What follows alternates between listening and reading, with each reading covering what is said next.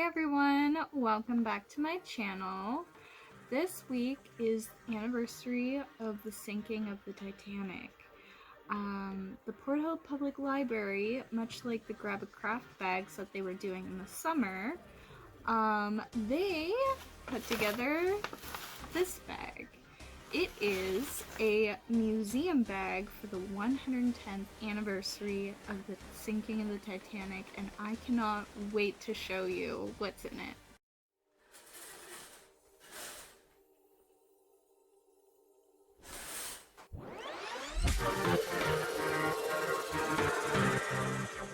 Okay, so I guess I'm just gonna get started and dive right in. On the front of the bag, there's this envelope.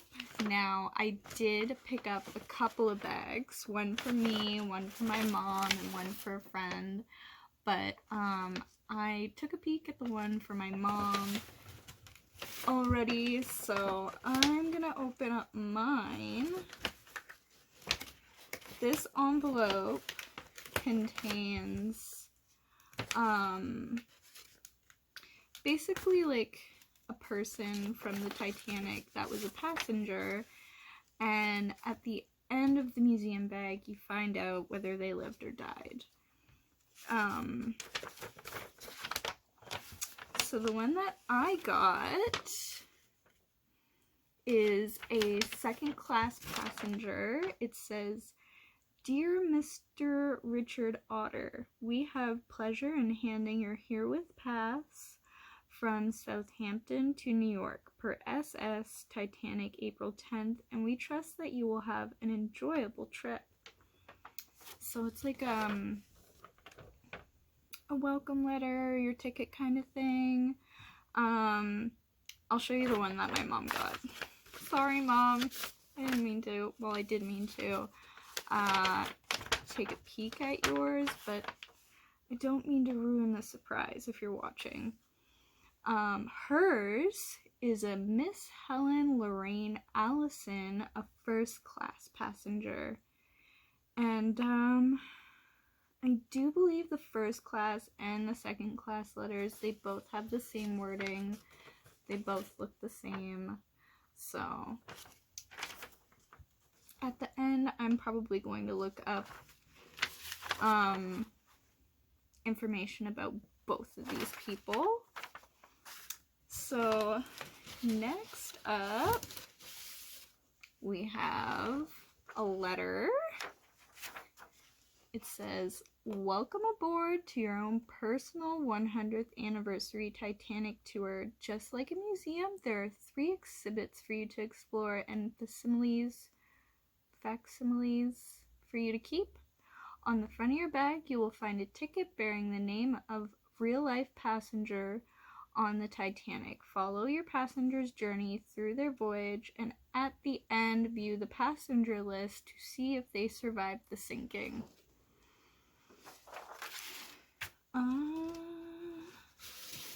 Okay. Oop, I grabbed a little more than what I should have.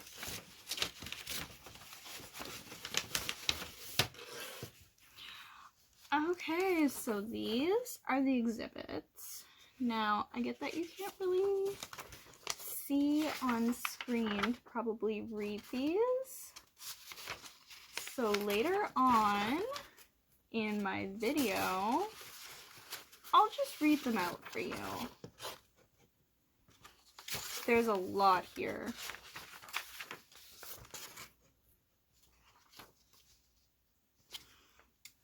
And this is actually the one that I was the most looking forward to. Dining on the Titanic. I want to do a cooking series in the future, and I think I'm going to make most of these recipes.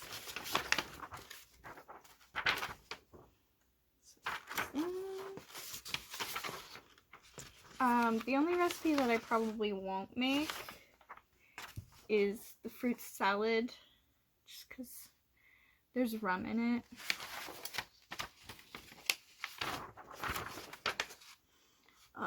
We got creamed carrots, coconut sandwich,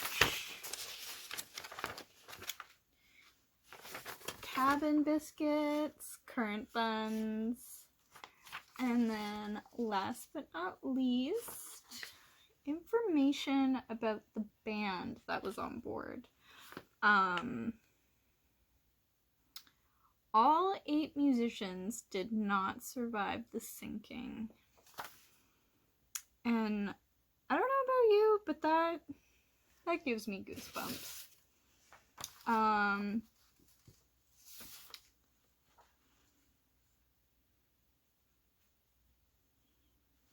So you get a graph that shows who all was saved in first class, second class, third class, total passengers. Like, it's just statistical graph. And then this is the list that you get at the end, whether you find out that you lived or died. So the one that I got with mine was Richard Otter. He did not survive. And then the one that my mom got, first class, Helen Lorraine Allison, she also died. But there's a really good Titanic website. I will list the link down below. And there's so many passengers that you could read about, besides just these 2. The other things that you get in the bag are postcards. I really like these. And a poem about the Titanic's heroic band. So I'm going to add more to this video where I read all of this off to you because it's a lot. So the next little while is going to be very ASMR, and I hope you enjoy. Welcome aboard to your own personal 110th anniversary Titanic tour. Just like a museum, there are 3 exhibits for you to explore and facsimiles for you to keep. On the front of your bag, you will find a ticket bearing the name of real-life passengers on the Titanic.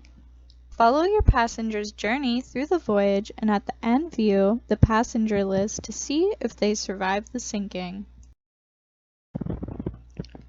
Miss Helen Lorraine Allison was 2 years old. She was born June 5th, 1909. She was traveling with her father Hudson Allison and her mother Bess and brother Trevor. She was a first-class passenger. Mr. Richard Otter was born in Portland, Dorset, England on May 23, 1873. He was the son of William Henry Otter, a quarryman, and Mary Ellen White, both Portland natives who were married November 15, 1851.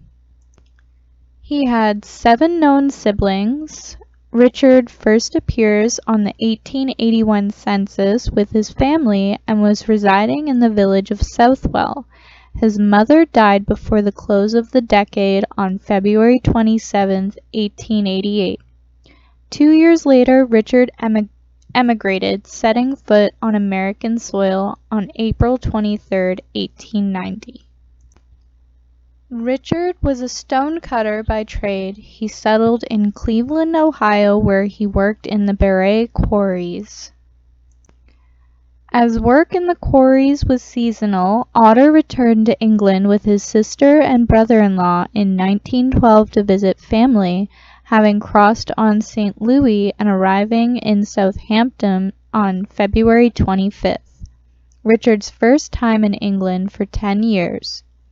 Whilst in England, he received word that the quarries would soon be opening, and so he booked return passage on the Titanic. Because of the cost of the trip, Elizabeth and William remained in England, and Richard traveled alone. He boarded Titanic at Southampton as a second-class passenger.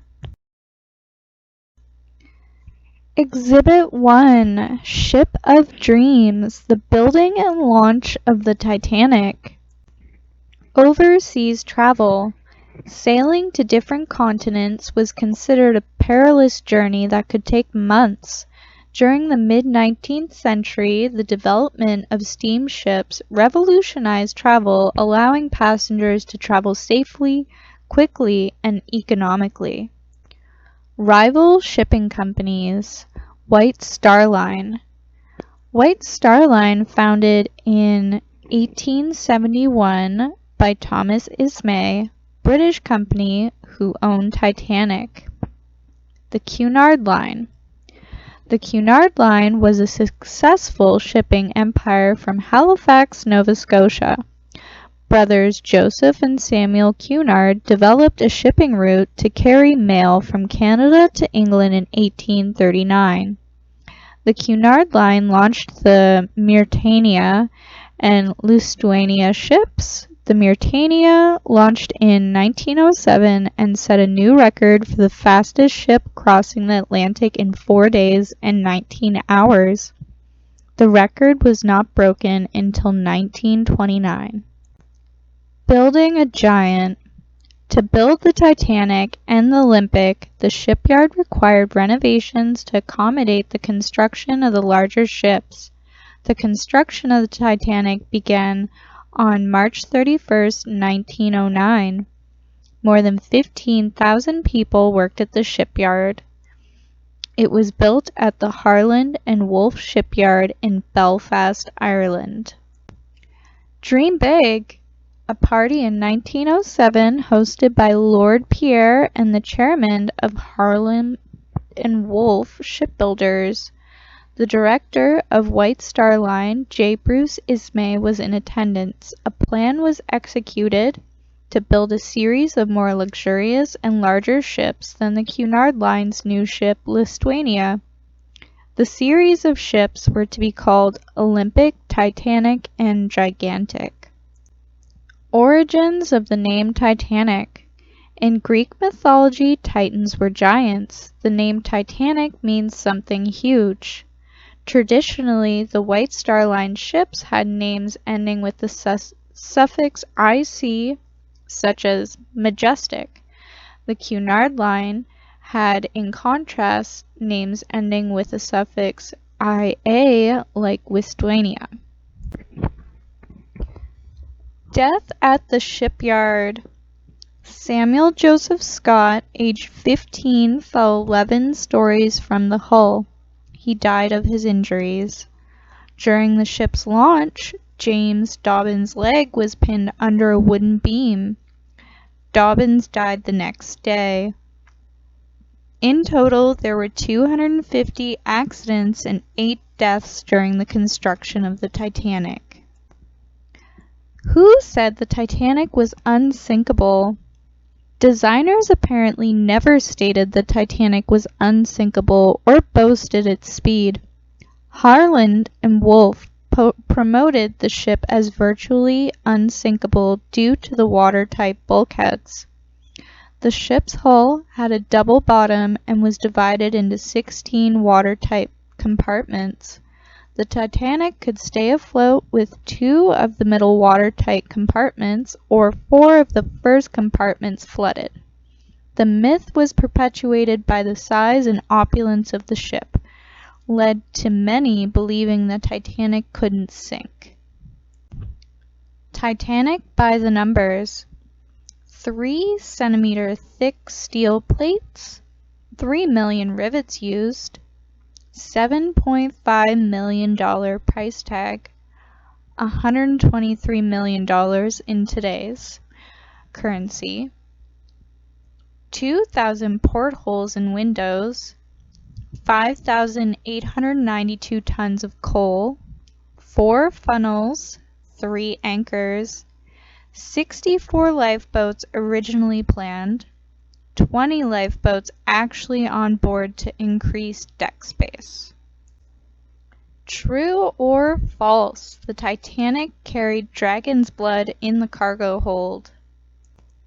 I'll give you a minute to think about the answer to that question.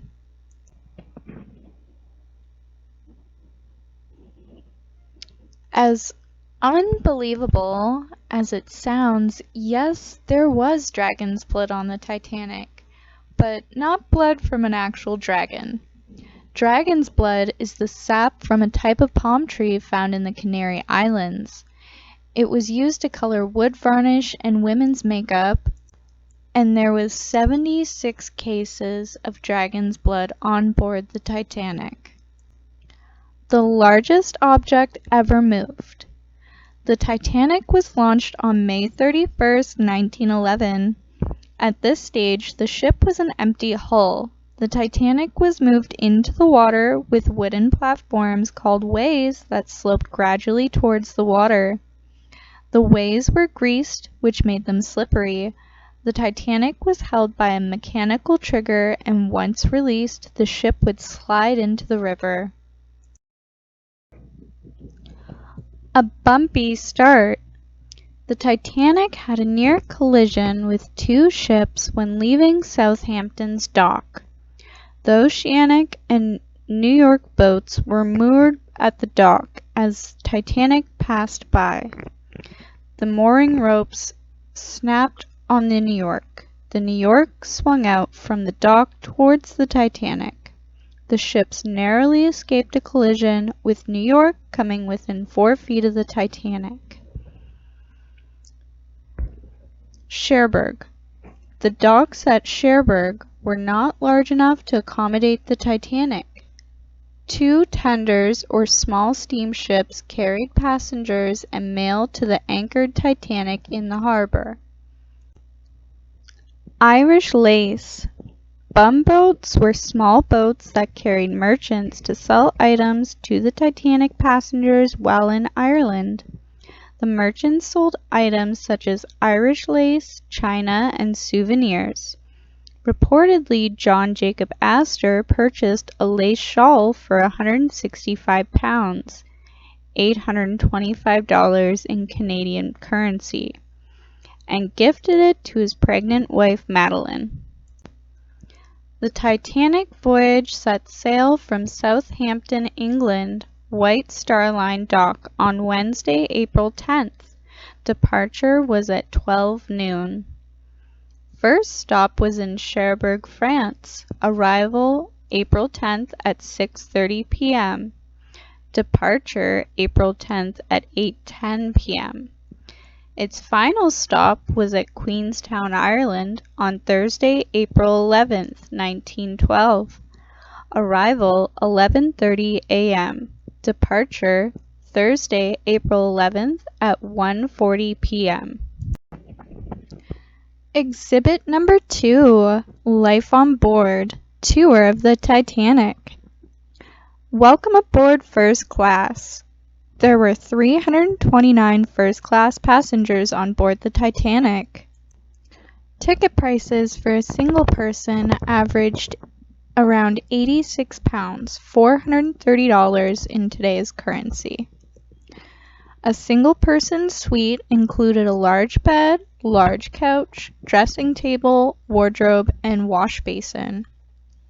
The deluxe parlor ticket was £660, $3,300 in today's currency.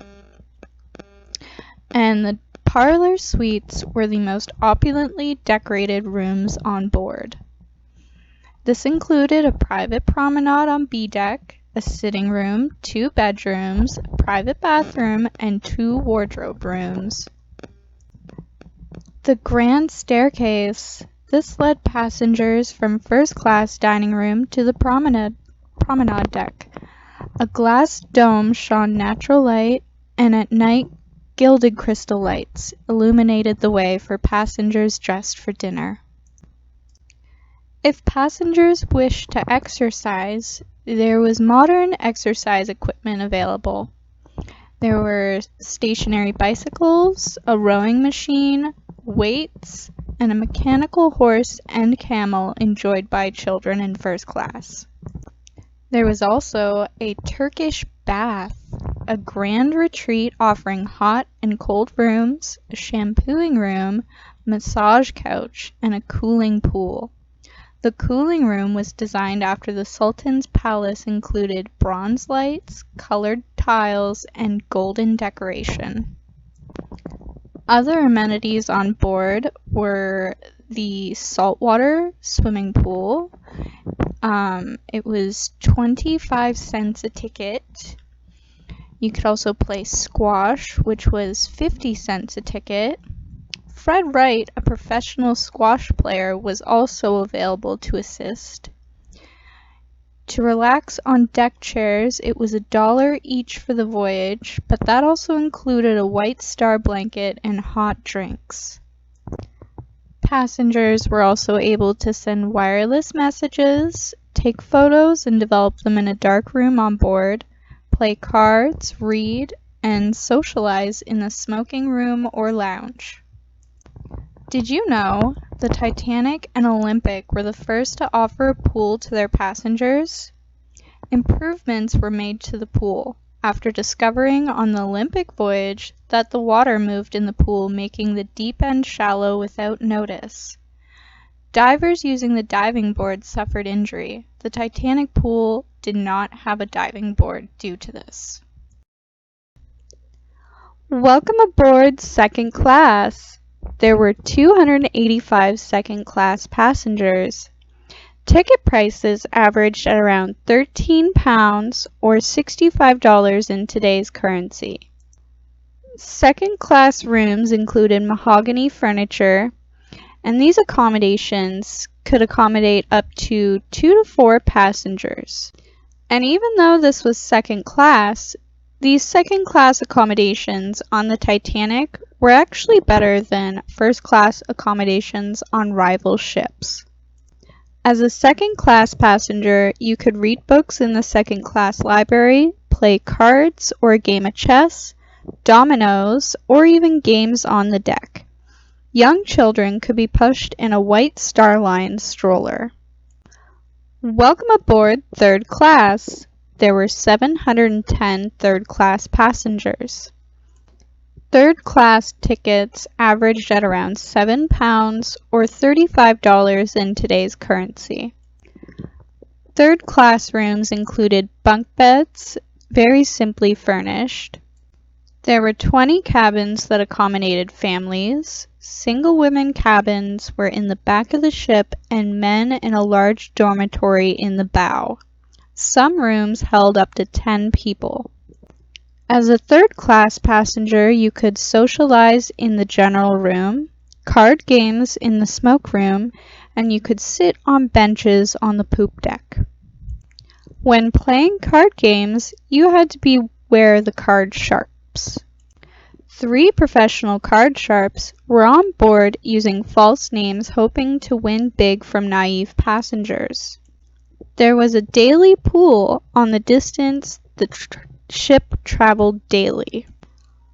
Unlike first and second class passengers, third class passengers were required to see a medical officer before boarding to ensure they were healthy and would not be denied entry into America.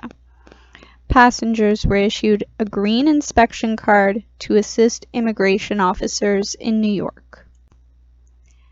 How many bathtubs were available to the 710 third-class passengers? Just 2 bathtubs served all 700-plus third-class men and women. There was 1 tub for the men and 1 for the women. The wireless operators on board the Titanic was first operator Jack Phillips and his assistant Harold Bride. They both worked 24 hours a day, sending and receiving messages. The Titanic communicated with wireless stations on land and other ships by Morse code. The messages were sent through radio waves. Friday, April 12th, messages were received from other ships warning of ice in the sea lanes. Captain John Smith was adamant that the Titanic was not in any danger. Bruce Ismay allegedly urged the captain to demonstrate the ship's speed by getting to New York early. The ship maintained full speed ahead. One warning that they received on April 12th was from Captain Barr of the Carolina. It reads, "Captain, Titanic. Westbound steamers report bergs, growlers, and field ice." The ship Californian also asked the Titanic operators to warn other ships of ice. Exhausted, wireless operator Jack Phillips interrupted the transmission and told them, "Keep out, shut up, you're jamming my signal." Not very polite to send to a ship who just warned you about icebergs, in my opinion. "You can smell the ice before you get to it," crew member Archie Jewell said. The minerals in icebergs emit an odor as they melt while traveling south. Only 10% of an iceberg is actually above the water. Exhibit 3: The Sinking, the Rescue, the Discovery. On April 14, 1912, at 11:39 p.m., Lookout Frederick Fleet rang the warning bell and called the bridge after spotting an iceberg. First Officer Murdoch ordered the engine room to "stop, full speed astern," meaning stop the engines and reverse. Murdoch then ordered Robert Hichens to turn the ship hard a-starboard. The ship turned too slowly and collided with the iceberg at 11:40 p.m. At 12:10, Captain Smith gave Jack Phillips the orders to send a distress signal. He sent the distress message CQD, the Titanic's call letters MGY, and the ship's location. SOS was a new international distress call because it was easier to send in Morse code. The closest ship who replied was the Carpathia, who was 93 kilometers away. The iceberg that hit the Titanic was 18 meters high. First-class passenger Henry Sleeper Harper saw the iceberg scrape against his window. Many other first-class passengers felt the iceberg hit and heard a grinding sound. The iceberg did not slice the ship like many believed. The collision caused the rivets holding the plates to pop open, flooding the ship. If the ship hit the iceberg straight on instead of turning, then tragedy may have been averted. 6 compartments were open and flooding. The bulkheads were only 3 meters above the waterline. Therefore, as the bow sank into the water, it would flow over into the next compartment. Lifeboats and life jackets. The Titanic carried enough life jackets for all passengers and crew members. If all the lifeboats that left the Titanic were full, 1,178 would have survived. The first boats left only half full. At 12:25 a.m., women and children were put into the lifeboats. Lifeboat number 7 was the first lifeboat lowered, which carried a silent movie star named Dorothy Gibson. Lifeboats were lowered 18 meters to the water. Gates were installed to keep third-class passengers out of the first and second-class areas. Gates were locked as crew had not been told to open the gates. Stewards were leading women and children to the lifeboats, but some refused to leave without the men. Some men who did survive were Bruce J. Ismay. He escaped in collapsible sea around 2 a.m. Less than a year after the sinking of the Titanic, he resigned from the White Star Line and donated $50,000 to the pension fund for widows of the crew. Rumors later swirled that Sir Cosmo and Lady Duff Gordon used their money to get into lifeboat number 1. Their lifeboat had the fewest number of people, with only 12 people. In the final moments before the ship sank, as the bow was sinking into the water, a large wave swept the deck and many people were washed into the ocean. The wires supporting the forward funnel snapped, crushing many people, including John Jacob Astor. Water began to crash through the dome over the grand staircase. As the stern rose into the sky, the hull could not hold the weight of the stern. The stern housed the turbine and engines. The ship broke between the third and fourth funnel. The stern and bow were still connected, and as the bow was pulled down by gravity, the stern was upright and the ship broke apart. The stern did bob in the water until it sank. The Titanic sunk on April 15, 1912, at 2:20 a.m. The temperature of the water was -2 degrees Celsius. The individuals that did manage to escape in the lifeboats, many of them wanted to return to collect more people. Unfortunately, the majority were fearful that people in the water would overwhelm the lifeboats. Lifeboats did return and rescued 9 people, 3 of whom later died. Do you remember the Californian? It was a cargo ship which sent a message to the Titanic warning about the ice. Cyril Evans, the Californian's wireless operator, stopped transmission and went to bed after being cut off by Jack Phillips, the lead wireless operator aboard the Titanic. There are reports that the crew on board the Californian could see the Titanic and even saw the white distress rockets. Many blame the Californian for not coming to the rescue of the Titanic. It is believed that even if the Californian immediately responded, they would not have made it in time to save those in the water. The ship that did rescue Titanic passengers was the Carpathia. The Carpathia was a ship from the Cunard fleet which reached the survivors at around 4 a.m. The ice field made it difficult to reach the survivors. The lifeboats had to row towards the Carpathia.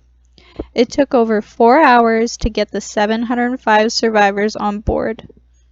Captain Arthur Henry Rostron and his crew later received a silver cup and 320 medals as a thank you for gallant and heroic service from the survivors. Some mentionable heroes and heroines was unsinkable Molly Brown. Women were not allowed to row in lifeboat number 6, so Molly took control of the boat and rowed the survivors to rescue. Countess of Ross not only rowed but also handled the tiller. She received the lifeboat number plate as a thank you from the crew in the boat. Many crew members stayed aboard the Titanic as it was sinking to keep the lights on and to attract ships for as long as possible. Their actions were very heroic. Wireless operator assistant Harold Bride. He was washed overboard trying to assist with collapsible lifeboat B. He was able to climb atop the keel until rescue. Bride suffered such frostbite to the feet that he had to be carried off the Carpathia. He was a hero who sent distress messages right until the end. He even continued his duties later aboard the Carpathia. The Carpathia arrived in New York with the Titanic survivors at around 9 p.m. on April 18th. Some of the first headlines reporting about the Titanic disaster incorrectly stated that all saved from the Titanic. The first public list of survivors was handwritten outside the New York Times offices on April 16th. Lifeboat regulations. The tragedy of the Titanic has brought new rules and regulations to sea travel. Cruise ships must now carry enough lifeboats for everybody plus 25% more than the total number of people on board. 24-hour radio contact. Ships must now have a radio that is manned 24 hours a day. The International Ice Patrol was formed by the U.S. Coast Guard in 1914. The patrol monitors icebergs and tracks them in the Atlantic Ocean in the shipping lanes. Discovery of the Titanic. On September 1st, 1985, Woods Hole Oceanographic Institute, headed by Dr. Robert Ballard. Ballard co-discovered the Titanic because he needed a cover story to complete a confidential Navy mission to locate the sunken Cold War submarines, Thresher and Scorpion. Dr. Robert Ballard said his team knew they had discovered Titanic when they found the boiler. The Senate inquiry. The United States Senate Committee convened hearings on the tragedy on April 19, 1912. 82 witnesses were called. Many felt as the director of the White Star Line, J. Bruce Ismay, should have saved the spot on the lifeboat for passengers. Ismay testified that he only got into the lifeboat because there were no women or children in sight. The Senate found that Ismay's presence may have pressured the captain to keep traveling at full speed. The Senate concluded that Captain Smith was culpable for his indifference to safety, and the Californian was close enough to rescue survivors if they responded. The British Board of Trade was also to blame for not updating their lifeboat regulations. The British Board of Trade held an inquiry from May 2nd to July 3rd, 1912. 97 witnesses were called. The British inquiry concluded that the Titanic's speed was a factor but did not blame Captain Smith. Dining on the Titanic. Reception room. First-class passengers waited in the reception room for the dining room to open. In case of rough seas, the fiddle or the rim of the table could be raised in case of rough seas. This would prevent dishes from sliding off the table. First-class dining saloon, the largest room afloat according to the shipbuilder in 1911, was the width of the entire ship on the saloon deck. Seating at each table accommodated 2 to 8 passengers. Dinner consisted of 11 courses, and formal attire was mandatory. The Veranda Cafe. 2 cafes welcomed passengers on either side of the deckhouse. The number of passengers that actually dined at the cafes is unknown. One of the cafes apparently had a playroom for first-class children. The Café Parisien, styled after a sidewalk cafe in Paris and served a buffet with small sandwiches, a favorite place of the younger first-class passengers. Dining by the numbers. 1,000 finger bowls, 100 pairs of grape scissors, 400 asparagus tongs, 300 nutcrackers, and 1,500 champagne glasses. First class a la carte. Designed to look like the popular Ritz-Carlton restaurants that rival a popular destination, as it allowed for passengers to customize their order. The restaurant allowed for private bookings and was an alternative to the dining saloon. Passengers paid for the meals, but could receive a rebate at the end of their voyage. Many survivors did not claim their rebates. Be our guest! Titanic carried 12,000 second-class dinner plates. Each class had a different style of plate. Second-class dining saloon was as large as first class. Guests were seated at long tables and sat in swivel chairs that were attached to the floor. Third-class dining saloon accommodated passengers in 2 separate dining saloons, which were separated by one of the watertight bulkheads.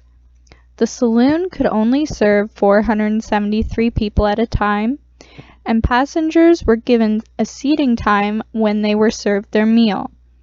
passengers who missed their sitting would not be fed. These are all recipes featured in the booklet. You can look forward to me cooking and trying some of these in a future video.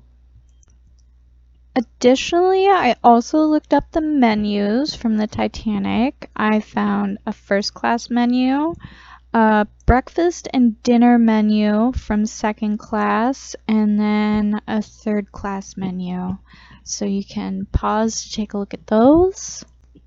I found them all very interesting, seeing how the different classes ate so differently. Music on board. White Star Line Music Book, a collection of music including grand and light opera, popular waltzes and songs, and American ragtime. The band began playing at 12:10 on the night of the sinking. The orchestra played in the first class lounge next to the grand staircase and on the deck. The music created a calm atmosphere during the chaotic events. Titanic had an orchestra of 8 musicians. A quintet played for the first class passengers and a trio played outside the a la carte restaurant. The musicians were led by violinist Wally Hartley. The quintet also played at the second class entrance foyer. To announce lunch and dinner, a bugler played the roast beef of Old England. All 8 musicians did not survive the sinking. They continued until 2 a.m. due to the inability to play as the ship was tilting. The final song played was either the hymn Nearer to My God, to Thee, or Song d'Automne. Wallace Hartley's body was recovered and buried in England. Other musicians were buried in Halifax, including Jock Hume, whose family received a bill of $3.50 from the talent agency for the cost of his uniform. Hey everyone, thanks for sticking around till the end if you did, because this was a lot of reading. I wanted to leave off with a poem. This comes in the Titanic museum bag, and it's a poem about the Titanic's heroic band. Sweet, brilliant strains of music was wafted on the air of the deep and vast Atlantic, and all seemed bright and fair, as the fine and great Titanic sped gracefully along, with many voices on board heard in joyous song. For it was the maiden voyage of that magnificent ship, and hearts were filled with the grandeur of the trip. While over the sparkling ocean the ship did grandly ride, which infused with admiration and much joy beside all those that had looked forward when the monarch of the sea was launched upon the water, would plow the waves successfully. That's a beautiful poem. The only thing that this really left out was the morgue ship that picked up the remains of the passengers who did not survive. That ship was the Mackay Bennett, and that's also for another day and another video.